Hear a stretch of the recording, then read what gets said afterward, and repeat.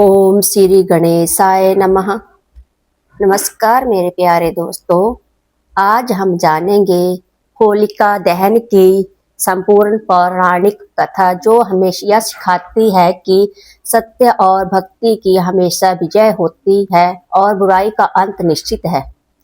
होलिका दहन का पर्व फाल्गुन मास की पूर्णिमा की रात्रि को मनाया जाता है। यह पर्व बुराई पर अच्छाई की जीत का प्रतीक है। होली के दिन एक दिन पहले रात को अग्नि प्रज्वलित की जाती है, जिसे होलिका दहन कहा जाता है। इस अग्नि में लोग अपनी नकारात्मक भावनाओं, बुरे विचारों और अहंकार को प्रतीक रूप से जलाते हैं। हाँ, अब आइए जानते हैं इसकी पौराणिक कथा। बहुत समय पहले एक असुर राजा था, जिसका नाम था हिरण्यकश्यप। वह अत्यंत शक्तिशाली और अहंकारी था। उसने कठोर तपस्या करके ब्रह्मा जी से वरदान प्राप्त किया था कि वह ना किसी मनुष्य से मरेगा, ना किसी पशु से, ना दिन में, ना रात में, ना घर के अंदर, ना बाहर, और ना के अस्त्र या शस्त्र से। इस वरदान के कारण वह स्वयं भी अजय समझने लगा। समय बीतने के साथ उसका अहंकार इतना बढ़ गया कि उसने अब स्वयं को भगवान घोषित कर दिया। उसने अपने राज्य में आदेश दिया कि कोई भी भगवान विष्णु की पूजा नहीं करेगा, केवल उसी की पूजा की जाएगी। लेकिन उसकी ही संतान, उसका पुत्र प्रहलाद, भगवान विष्णु का परम भक्त था। बचपन से ही प्रहलाद के मन में विष्णु भक्ति थी। वह हर समय भगवान का नाम जपता था। जब हिरण्यकश्यप को यह बात पता चली तो वह क्रोधित हो उठा। उसने प्रहलाद को समझाने की बहुत कोशिश की, डराया धमकाया, लेकिन प्रहलाद अपनी भक्ति से नहीं डिगा। तब हिरण्यकश्यप ने उसे मारने के कई प्रयत्न किए।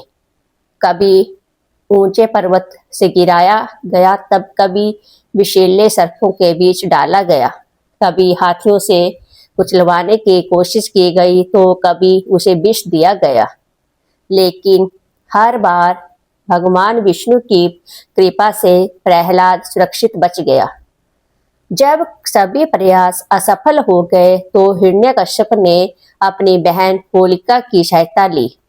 होलिका को वरदान प्राप्त था कि वह अग्नि में नहीं जलेगी, इसलिए योजना बनाई कि होलिका अग्नि में बैठकर अपनी गोद में प्रहलाद को ले लेगी, जिससे प्रहलाद जलकर भस्म हो जाएगा और होलिका सुरक्षित रहेगी।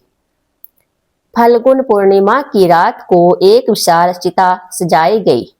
होलिका अग्नि में बैठ गई और अपनी गोद में प्रहलाद को लेकर बैठी। प्रहलाद भगवान विष्णु का नाम जपता रहा।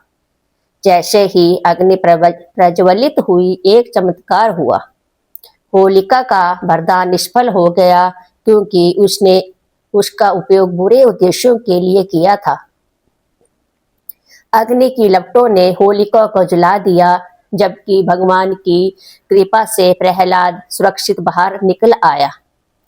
इस प्रकार बुराई का अंत हुआ और भक्ति की विजय हुई। लेकिन कथा यही समाप्त नहीं होती। जब हिरण्यकश्यप को यह ज्ञात हुआ कि उसका पुत्र जीवित है, तो वह क्रोध में भर गया।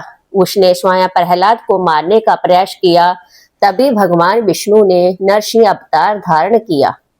आधा मनुष्य और आधा सिंह नरसिंह भगवान ने संध्या समय, जो ना दिन था ना रात, महल की दहलीज पर जो ना अंदर था ना बाहर, अपने नाखूनों से जो ना अस्त्र थे ना शस्त्र, हिरण्यकश्यप का वध कर दिया।